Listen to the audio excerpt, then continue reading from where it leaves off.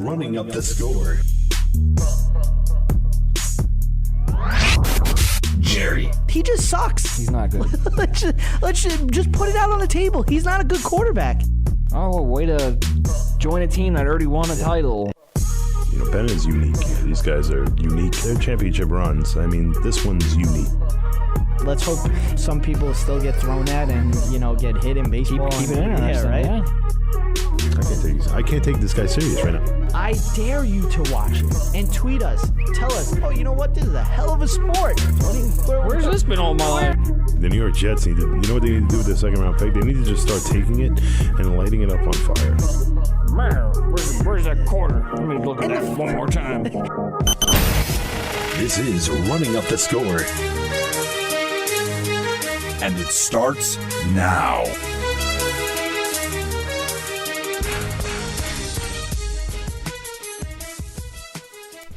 All right, it's time to run up the score. Running up the score with Jerry Napoleonello, 605-562-7085. Press 5 to be heard live. Brought to you by Yell-Fi Sports App. We are live on Zenolive and Periscope. Another great weekend in sports. We are officially one game through every series in the NBA playoffs and 2 or 3 games into each series in the NHL playoffs. We've had some surprises so far in both, but nothing as big as Victor Oladipo outplaying LeBron James to take a 1-0 lead in that series. We've had some baseball and Mother Nature this weekend as well, but boy, oh boy, do I have some choice words for the Dallas Cowboys. But we'll get into all of those today. Thanks for joining us. We got a great show ahead of us. We'll start off with the NBA playoffs. Now, the NBA, I have to say, these last 2 years, it's been interesting. There's been a lot of storylines, and you know what? The product on the court has been great. I have nothing else to say about that. I'm not a big basketball fan. A lot of people that have kept up with the show, listen to the show on a regular basis, they know, I'm not a big basketball fan, but the last 2 years or so I've been watching, obviously, and, the product on the court has been great. There's been a lot of storylines, whether it be the villain that, was created in Golden State with the Warriors, a pretty much a dynasty.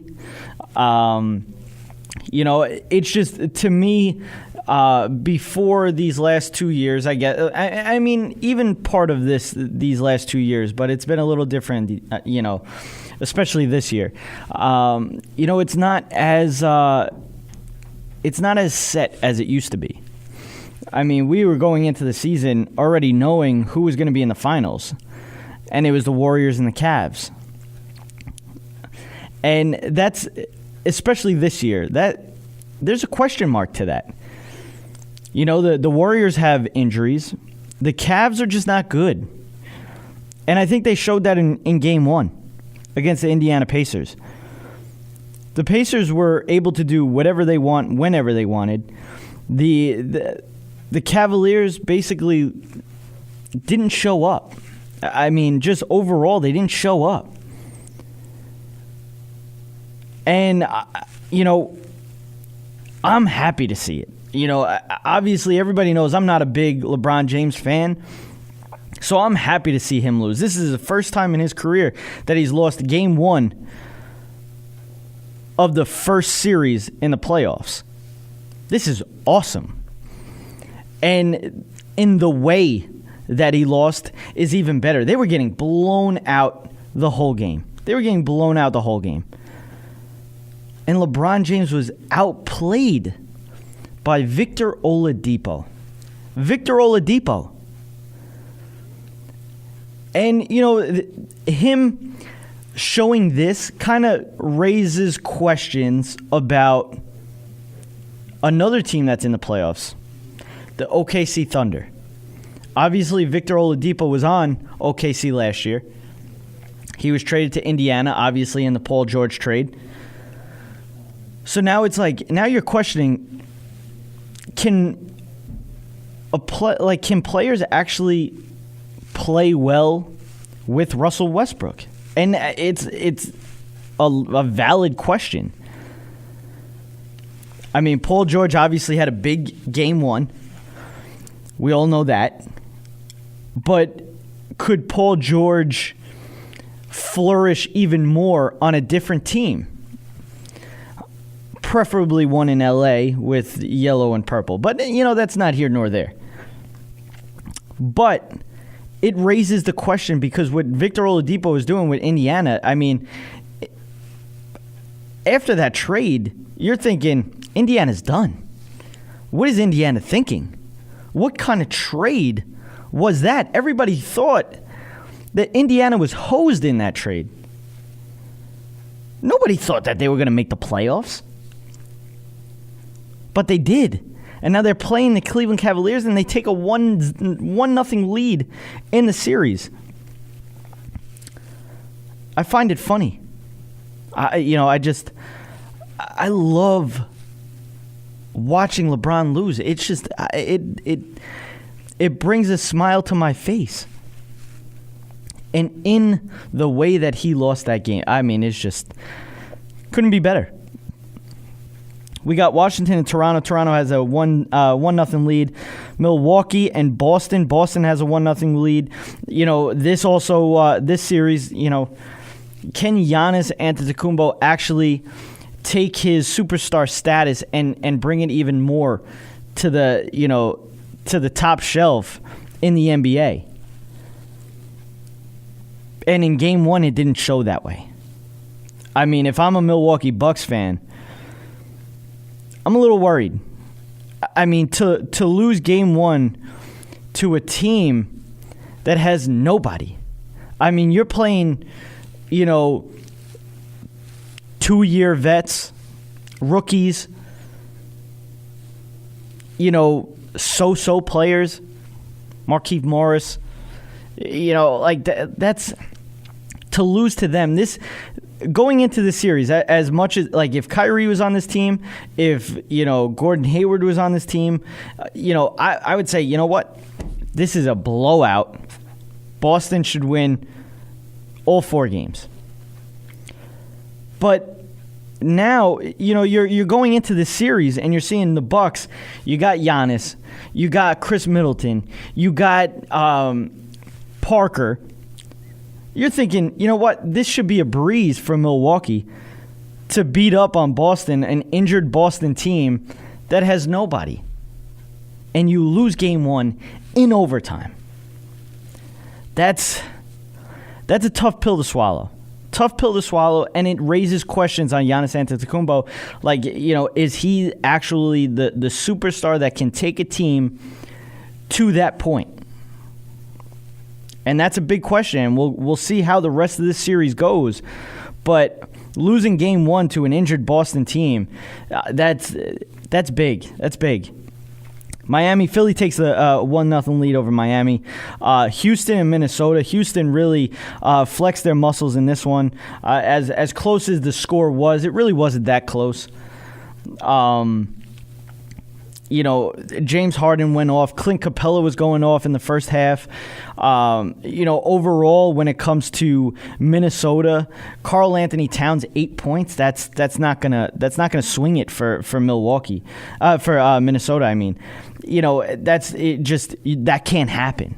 That can't happen. And when you look at this Minnesota team, and the fact that they're a mediocre team, that it came down to the last game going into overtime to even make it into the playoffs is sad. You have Towns, you have Jimmy Butler right there, should be enough. Then you add Andrew Wiggins. I mean, it's not a good look for Minnesota to be a mediocre team with the players that they have. And, Houston, they didn't play well. That's the scary thing. They didn't play well. James Harden played well. That was the main thing. But Houston as a whole didn't play well, and they still won this game. Yes, it came down to a last-second shot by Jimmy Butler. He missed, but really, when you really think about it, that game wasn't that close. Golden State Warriors beat up on San Antonio. I mean, it literally, I mean, it was perfect words that Popovich said. The Spurs look like they were deer in headlights against the Golden State Warriors. Again, another team that's injured. This is where teams have to really relish that opportunity. Milwaukee should be relishing this opportunity against Boston. They should be getting past Boston in this series.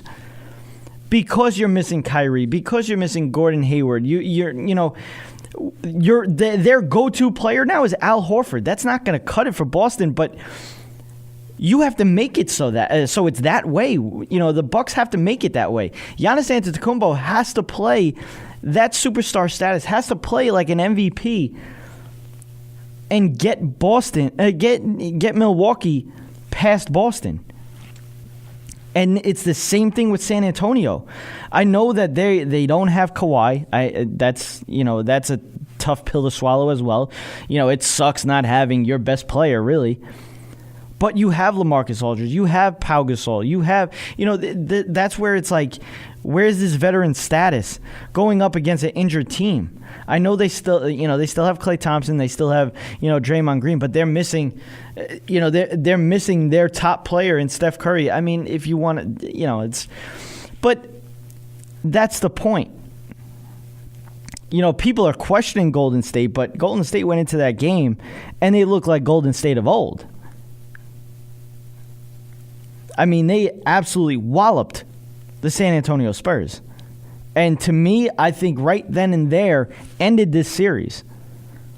This series is over. Golden State, no matter who they got on the court, they're going past San Antonio here. That first game killed whatever San Antonio had going into this series. I don't see this going past 5 games. I don't. New Orleans and Portland. New Orleans wins game 1. OKC and Utah. OKC takes game 1. Paul George went absolutely nutty. And that's what OKC needs. I mean, when you have, their top players playing the way that they did, I mean, that, you're thinking maybe OKC could take this the long run. When you have Paul George playing the way he did, when you have Russell Westbrook, playing at his top, and then you have, here and there, Carmelo Anthony, knocking down a jump shot or a three-pointer, that's huge for OKC. They need that. It opens up everything else. And then, you have Steven Adams, pitch in here and there, but when you have your big three, playing at the top, their top 3 is up there with the rest of these, big time teams. I think in the West, it's going to come down to obviously, Golden State, Houston, and I think OKC can play a part in that.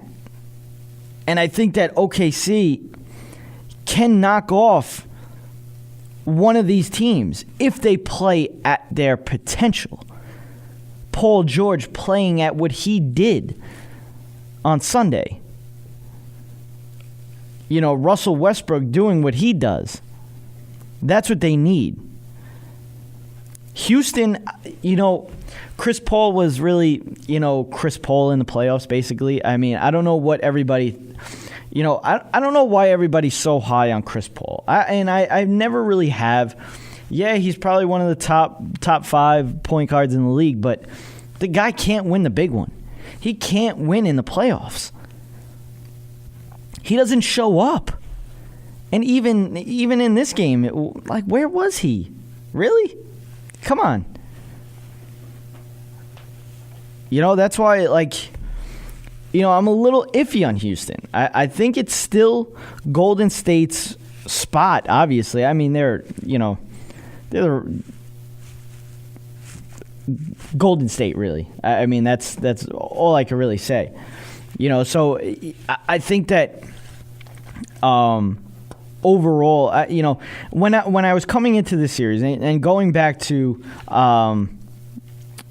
Cleveland here, when I was looking at the playoffs, and you see Kyrie go down, obviously no Gordon Hayward. Toronto is a choke. They all they do is choke. So when you're really looking at it, and I'm looking, I'm like, you know what? As bad as the Cavs are, and the Cavs are bad, as bad as the Cavs are, who's actually going to knock them off? And I'm looking through it, and I'm like, I don't see it.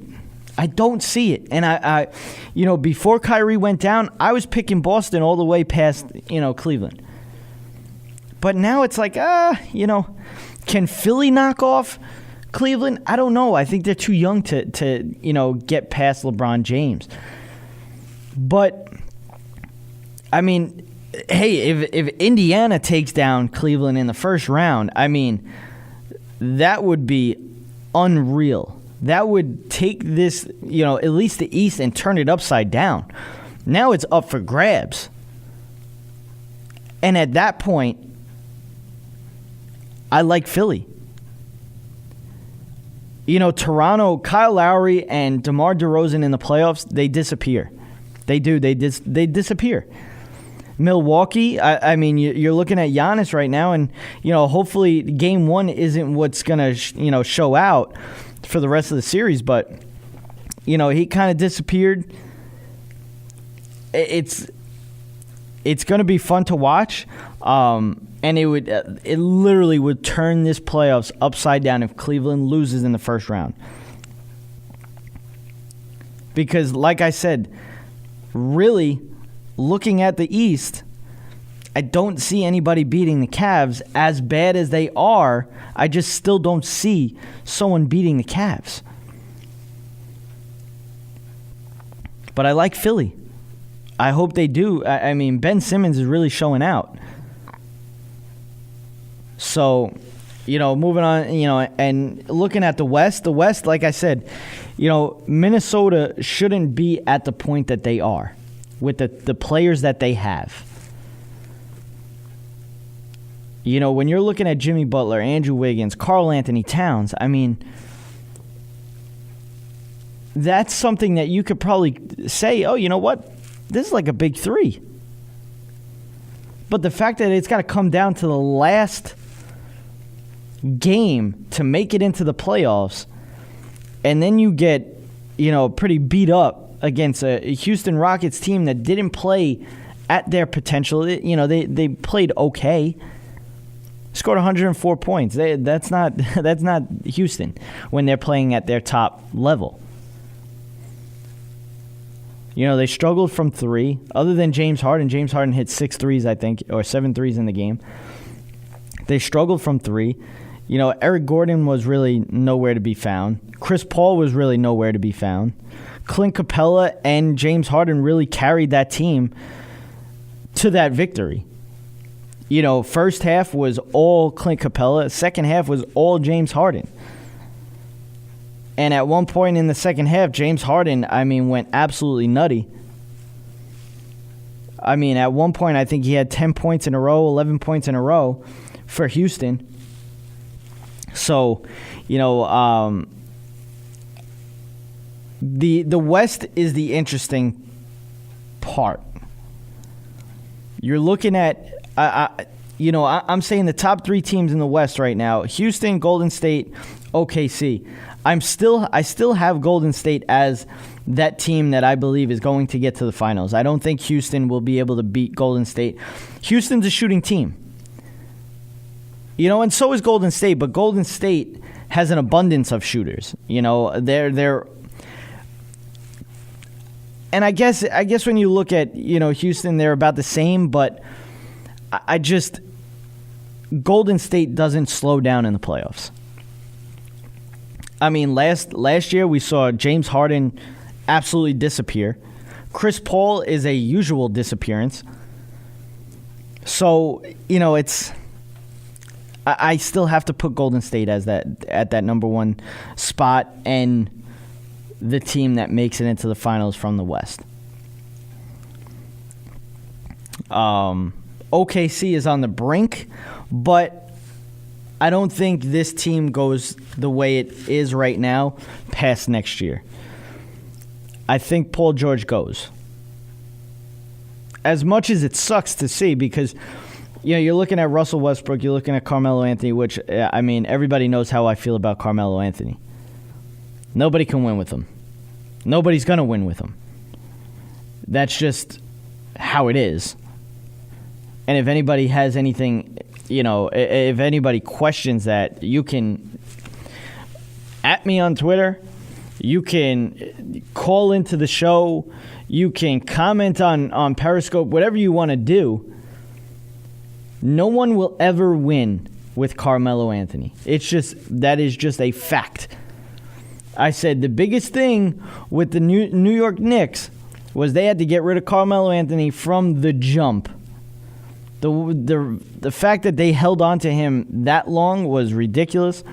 The fact that OKC wanted Carmelo Anthony is ridiculous, but that's just the belly of the beast. But like I said, Golden State, Houston, OKC are those are the teams that I have as the top in the West.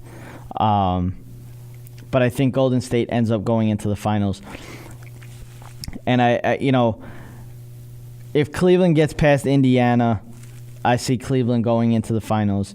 If Cleveland actually gets knocked off by Indiana, I'm picking Philly. I'm picking Philly go right to the finals. Trust the process. Trust the process. I might just take an early break just because, next segment, I am absolutely going in with this whole Dallas Cowboys, Des Bryant news that we heard last week. If you follow me on Twitter, if you follow the show on Twitter, if you follow me on Instagram, you know my side in this whole thing. And it's going to be one must watch on Periscope, on YouTube when it finally gets there. It's going to be must listen on Zenolive, on Cyberstation USA, on everything else that I'm on, basically. Next segment, when I come back from the break, it's Cowboys talk. And it's not going to be fun.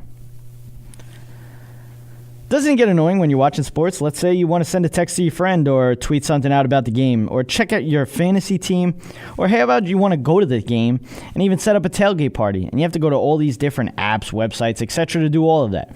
What if you can just go to one place for all of this?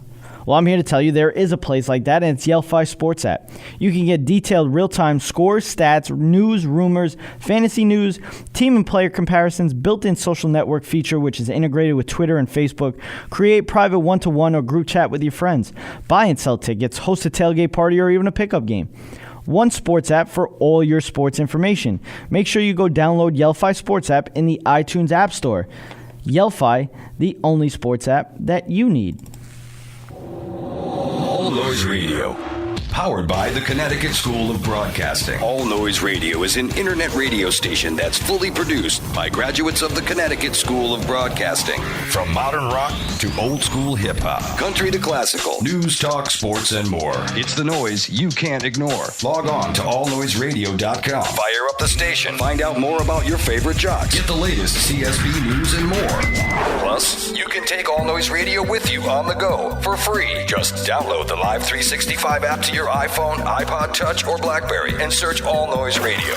Check out tomorrow's broadcasters today at allnoiseradio.com. Powered by the Connecticut School of Broadcasting. Hey, this is Jerry Napoleonello, host of Running Up the Score. We are live once every week at 7 p.m. Eastern, where we hit on all the top headlines in the world of sports. You can also find us on Stitcher, iTunes, and those of you that like the visual aspect, check us out on YouTube. Running Up the Score. We run up the score on Sports Radio. Cyberstation USA is the future of radio. Get your business into the online future at the world's largest internet radio station. From banner placement on our homepage to any of our broadcaster stages, commercials on our video player, audio spots on any of our shows, or at the beginning of any of our on-demand broadcasts. Cyberstation USA offers competitive rates with a worldwide reach. A fully integrated one-stop shop social media broadcast platform. For more information, please contact our sales department at Cameo at Cyberstation USA. I just wanna rollie with a dapper ranch. I already got some designer to hold up my pants. I just want some ice on my wrist so I look better when I dance. Have you looking at it, put you in a trance. I just wanna rollie with a dapper ranch. I already got some designer to hold up my pants. I just want some ice on my wrist so I look better when I dance. Have you looking at it, put you in a trance. Yeah. Now back to Running Up the Score. Here's Jerry. Cooler than a snowman with the ice all on me. Now your chick all on me. My rollie don't tick tock, it just glide. All right. First call in at 605-562-7085. Press 5 to be heard live. You can also follow and tweet us at RUTS Sports, as well as follow us on Instagram, RUTS Sports. Check out our website, www.rutsports.weebly.com. So I said that I was going to go in on this whole situation with the Dallas Cowboys and Des Bryant. I'm going to first go into some baseball talk here quick. How about the Mets? Mets just keep winning. They had a walk-off win yesterday. Wilmer Flores with a walk-off home run. Surprising. They had the news obviously over the weekend or towards the end of the week that their catcher Travis d'Arnaud was going to be getting Tommy John surgery. Then also they find out a day later that their backup catcher Paul Weckey breaks his hand, so they're struggling at the catcher position. I think they're actually better off now than they were before the injuries, because both those catchers are horrendous, whether it be at the plate or behind the plate. But then you kind of move over to the Yankees now, and the Yankees, I feel like it's been forever since they played last because of all the rainouts and everything like that. It's just, I'm hoping that the Yankees, and I said this last week, that the Yankees would figure something out with the lineup. The lineup's not working. But it's just interesting now because now they're playing the Miami Marlins. And obviously everybody knows the whole history with the Miami Marlins. Obviously the Yankees ended up trading for Giancarlo Stanton. Derek Jeter obviously is a part of the Marlins. And, there's history there, whatever. But it was just interesting because Derek Jeter doesn't want to come to the Yankees-Marlins series to avoid an awkward situation.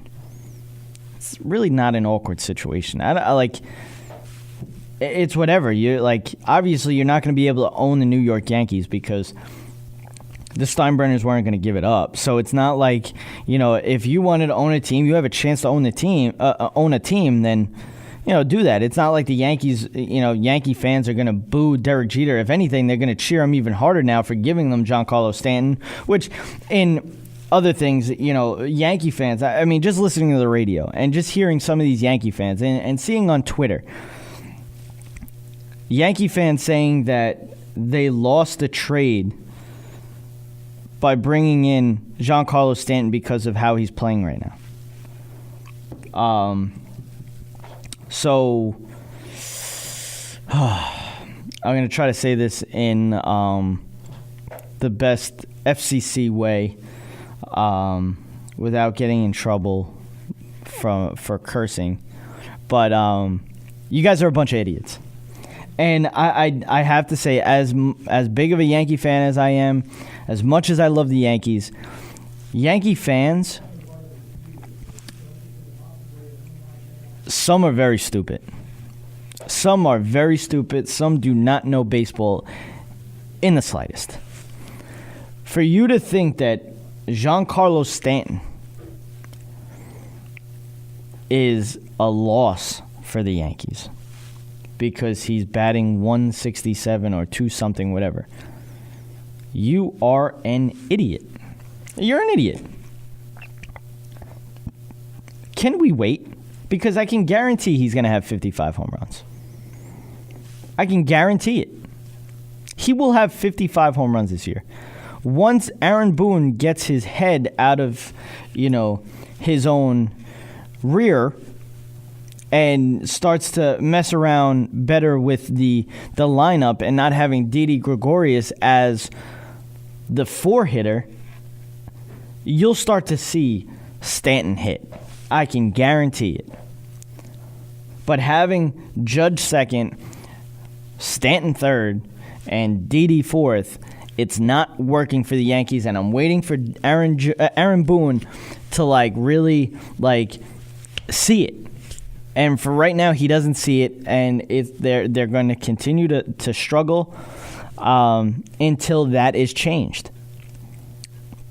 But it was nice over last week to see that the Yankees and Red Sox rivalry is back in action. I mean, what's better than Yankees Red Sox bench clearing brawls? There's nothing. There's nothing. Baseball needs, and I'm saying this in the most serious way, and I feel this way wholeheartedly. Baseball needs more players charging the mound. They need more retaliation. That's everything. That's interesting. It's awesome. You want ratings for baseball? Have that happen more.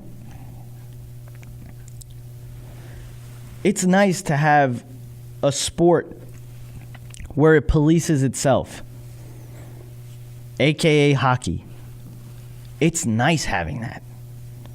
It's awesome having that. But did anybody else notice CC Sabathia, Aaron Judge, and Giancarlo Stanton in this brawl? They single-handedly pushed the whole Red Sox team into their own locker room, into their own dugout. It was amazing. I mean, CC Sabathia is a beast. Then you have 2 huge dudes in Judge and Stanton just literally carrying the Red Sox team right to their own dugout. And if I'm any other team, this is not the team to be throwing at. This is not the team to be starting with. I think it's hilarious. Now, obviously, the Yankees did not retaliate the next day. I do believe the next series that they play the Red Sox, there will be a retaliation. And I think the one person that they should be drilling is Hanley Ramirez, right in between the numbers, right in his back. And let's continue this Red Sox and Yankees rivalry, and let's have a amazing season between the Yankees and the Red Sox. That's what I want more than anything. That was everything when we used to have, Pedro Martinez, Don Zimmer, guys like that, where it was that when we had the rivalry like that with the Yankees and the Red Sox in the early 2000s. I mean, that was everything. That was everything. And it's nice that, both teams right now are going very young. They have great young talent. When you look at the Red Sox, you have Xander Bogaerts, you have Mookie Betts, you have Benintendi. I mean, that's, right there, that's perfect. Then you go over to the Yankees, you got Aaron Judge, you got Gary Sanchez, you got, somewhat young, I guess, Didi Gregorius. That's what you want to see. Good young talent on both sides to the point where it's going to be a nice long rivalry between these two sets of teams, and it's going to be interesting for this year. But I also noticed, obviously with baseball, they have the limitation on mound visits.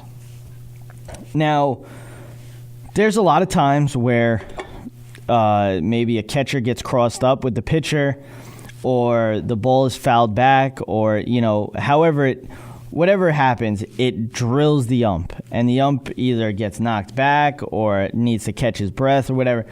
And the catcher would run out to the pitcher, just talk to him a little bit, just to get the umpire to have some time to really pick his marbles up, I guess. But now they can't do that. Because now the team would get hit with a mound visit. So I think maybe baseball should really look into that. But yeah, because it just dawned on me watching the game, and I saw a foul ball back right to the umpire right in his face, knocks him back a few steps. But Gary Sanchez couldn't walk out to the pitcher because it would be a mound visit.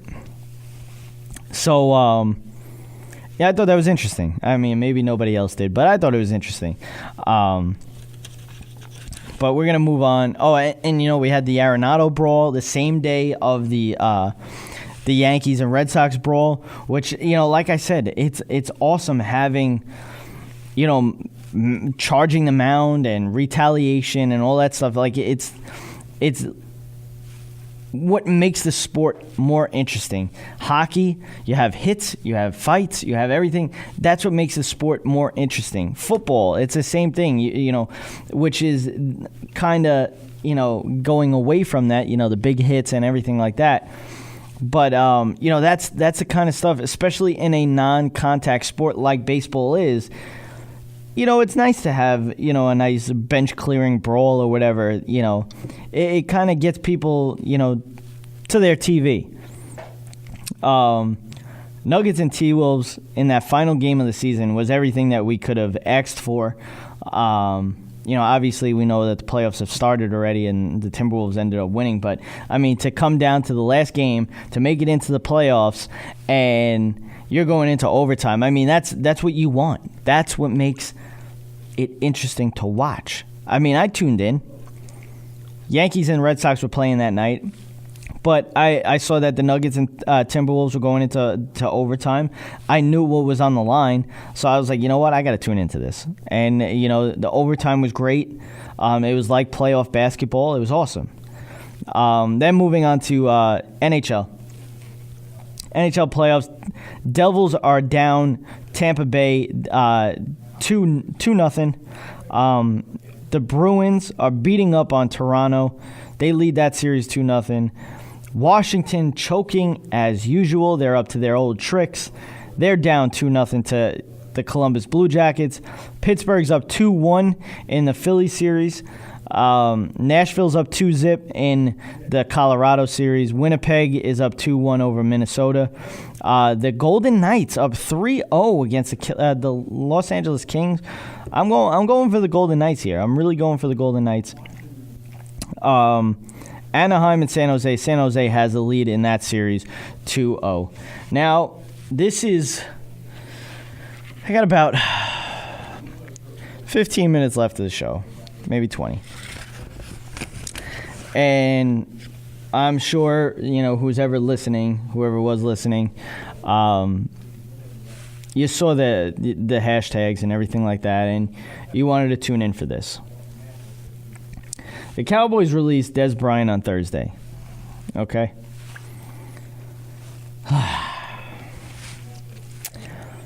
Now, obviously, everybody knows that I'm a Cowboys fan. When I saw this news, I honestly wanted to throw up. I don't know what la-la land that any of these higher-ups in this dumb organization was thinking by saying, you know what? Let's release Des Bryant. We're better off without him. I really want to know what they're smoking.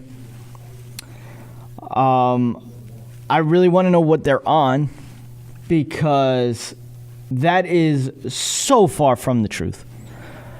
So far from the truth. The Cowboys now are worse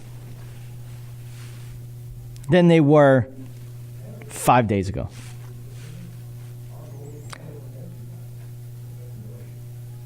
The fact that you get rid of Des Bryant, and now it's coming out more and more that, like Des Bryant said, the Garrett guys wanted him gone. So that's, you're looking at Dak Prescott, you're looking at Jason Witten, you're looking at Jason Garrett. But let's talk about this now. Now, a lot of people feel that Des Bryant, and while I'm, talking about this, when it's on YouTube, this video, obviously, if you're watching it on YouTube right now, you're obviously seeing the highlights that are going on around me. But right now, for anybody that's on Periscope, you don't see it because I just don't have that kind of production. And for anybody that's listening, obviously you can't see. You just have to watch it on YouTube. I have a video that someone made, which was perfect. And it was every incompletion thrown in Des Bryant's vicinity.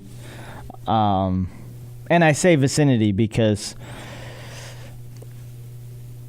not a lot of them were on the money. Or I should say all of them weren't on the money. For people that think that Des Bryant has,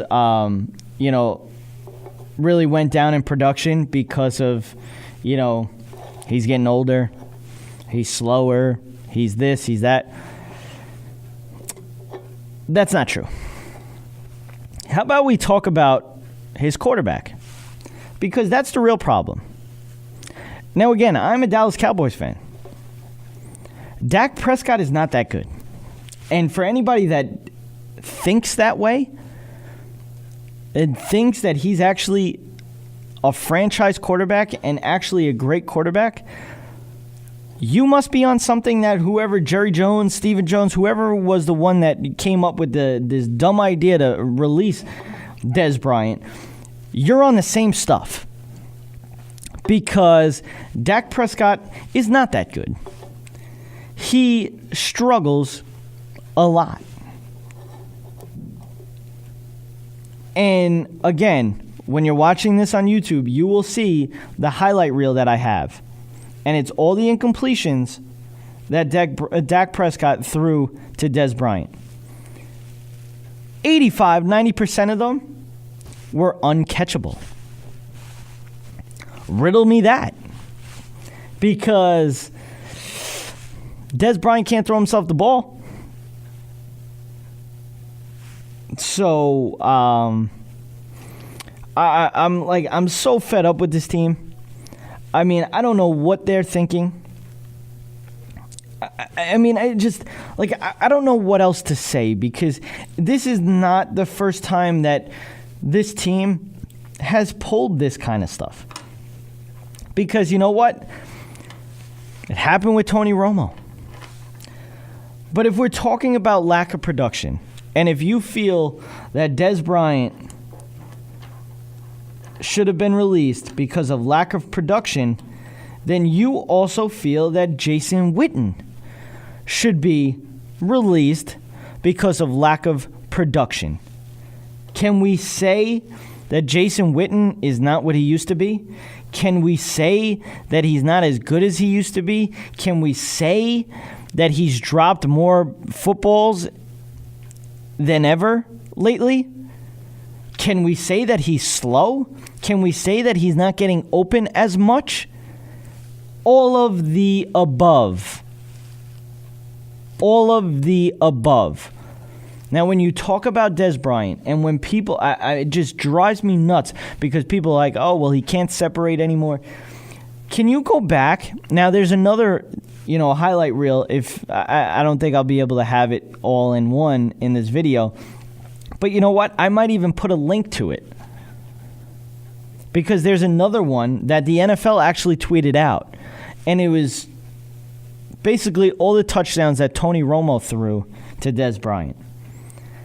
And I would love for anybody to tweet me back, comment on Facebook, comment on next week's show on the Periscope, however you want. I want you to count up how many times that Des Bryant actually had separation. He's not that kind of wide receiver. He's not.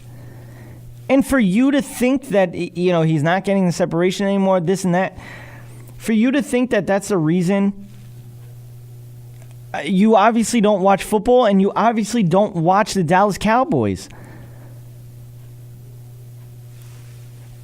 Every time that Tony Romo actually broadcasted the Cowboys game, which I think was twice last year, he said, you have to throw Des Bryant open. You have to trust him. Dak Prescott had no trust in Des Bryant. And that's a problem. And we saw it in the numbers for Des Bryant. It's amazing to me that there's people out there that actually feel that the Dallas Cowboys are better off without Des Bryant. Please tell me, because right now, I'm telling you right now, they have the worst wide receiving core in the league. The Dallas Cowboys have the worst wide receiving core in the league. Their best player is Allen Hurns. And he was a number 2 on their team, on the Jacksonville Jaguars. He was a number 2. He would have been a great number 2 under Des Bryant. Terrence Williams is not that good. He is a chest catcher. He doesn't use his hands. Terrence Williams should have been the one that was released or traded, whatever you wanted to do with him. Cole Beasley's a great slot receiver, but is he as, Ryan Switzer? Ooh, yeah, okay. Whoop-de-doo. It's not flying right now. With the wide receiving core that they have, they're going to have to run the ball a lot more, which they should be anyway. But you don't have the double coverage outside anymore. Nobody's going to double up on Allen Hurns. Nobody's going to double up on Terrence Williams. Nobody's going to double up on Cole Beasley. No, they're just going to add more people to the box. And we saw what happened last year with the Cowboys. Their offensive line didn't play that well because of that.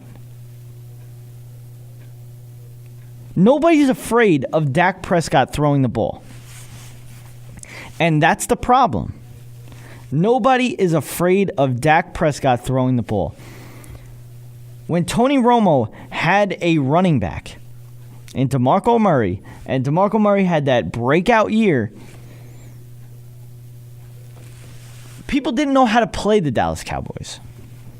Because it was like, all right, we'll put an extra guy in the box. We'll stop DeMarco Murray.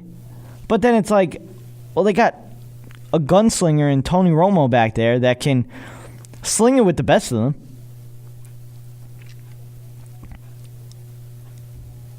But,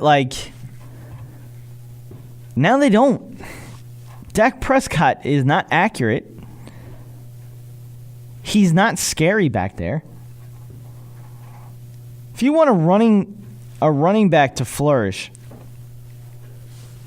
you have to have some kind of threat as a quarterback. The Cowboys don't have that. Now they don't have a threat on the outside. They definitely sure as hell don't have a threat as a tight end. The only threat is number 21. That is the only threat. And they can add as many people in the box as they want now. Because nobody's afraid of Dak. Nobody's afraid of anybody on the outside. Nobody's afraid of the tight end. It's Ezekiel Elliott. That's all they're afraid of. And now it's like, oh, well, you know what? Let's just game plan for Ezekiel Elliott. Dez Bryant was a wide receiver that you would game plan for. The guy still is one of the best yards after catch wide receivers. He's one of the best go up and get him wide receivers. Tony Romo loved that. Dak Prescott doesn't. And Dak Prescott played a part in the releasing of Dez Bryant. And you know what? Dak Prescott is going to be biting his tongue this season because the Cowboys are going to be even worse than they were last year. They're going to be third place in the NFC East, fourth place in the NFC East. They're not even going to sniff the playoffs. They're not even going to sniff 500. This offense is not scary anymore. I'm sorry, it's not scary anymore. Nobody is afraid of Dak Prescott. And it makes me sick that nobody else sees this. You know what? Trade up. Trade up. Go after one of these quarterbacks in the draft. They're a question mark. You guys are so, the Dallas Cowboys are so into, going for question marks by releasing Dez Bryant. You might as well go after a question mark at quarterback because now it's like Dak Prescott's not cutting it anymore. And I said right from the jump, the year that they went 13-3 or 12-4, whatever it was, with Dak Prescott taking over for Tony Romo, when Romo's ready, you put him in. They decided not to. They decided to release him after that. And now it's hurting. Now it's hurting. Cowboys make me sick. This organization is making me sick. I don't know what they're thinking of. And you know what? Now I'm hearing maybe it's going to lead to the trading for Earl Thomas. They have some extra money now, whatever. If they do that, which I highly doubt, then you know what? It's a little bit better. We can go for a wide receiver in the draft. But right now, I felt like we were okay at safety. We were okay at wide receiver. The one thing that we needed was a safety. And I said we can go all out for Derwin James. But now we just opened up another question mark with another position that now we might need even more. So it's like, you're just opening up more and more question marks before the draft. And it's making me sick with this team. I don't know what they're thinking. I don't know whose fingerprints is all over this, whether it be Jerry's or Stevens. And I think it's Stevens because I know Jerry Jones has a really great relationship with Dez Bryant. And I think they're listening to their new franchise quarterback, which is an absolute joke. The lack of production of Dez Bryant was because of the lack of a real quarterback in Dak Prescott. So Cowboy fans, wake up. Cowboys organization, wake up. It's going to be a rude awakening now. This season is going to be brutal. Especially when you see Dez Bryant in a Giants uniform next to Odell Beckham and Sterling Shepard. So, you know what? Good job, Jerry Jones. Good job, Stephen Jones. Good job, Dak Prescott. You just ruined it for the season. Hope everybody enjoys watching the NHL playoffs and the NBA playoffs. I had my engagement party on Saturday. Couldn't have gone better. It couldn't have gone better. Everything that my fiance Nicole made for the party. All the favors. We had a donut wall in the way of a scoreboard. It was a baseball-themed party. It wasn't my idea, actually, and everybody felt like it was my idea because obviously I'm into the sports and everything like that. But no, that was all her idea. The invitation was a ticket, which was cool. Everything that she did for this party was amazing. The party ended up being amazing. I hope whoever did go had a great time. I had a great time. I thought it was awesome. Now it's waiting for the wedding, and that's a long wait now. I still got about 2.5 years left to wait for the I do, but it was a good start with the engagement party. So so I hope everybody enjoys watching the NBA playoffs. It's going to get interesting. NHL playoffs is always great to watch. Always. When I get back next week, we'll be talking more stuff, more playoffs talk. Hopefully the Yankees actually play a couple of games. Hopefully, Major League Baseball plays a couple of games because on Sunday we had 6 postponed games, which is a joke. We have one tonight because of ice falling through the roof in Toronto, which is a dome. So that's, Mother Nature's really killing baseball right now. But that will do it for Running Up the Score. Thank you to our sponsor, Yellfy Sports app. You can download the app from the iTunes App Store by searching Yellfy. It's spelled Yellfy. Make sure you follow me, Jerry, RUTS Sports. We'll shoot you back a follow. It's a great app. That will do it. Thank you for joining us today. We'll be back next Monday talking sports. Once again, as I said, that will do it. I'm Jerry. Be breezy. Be breezy. And it is all over! You've been listening to Running Up the Score. We run up the score on Sports Radio.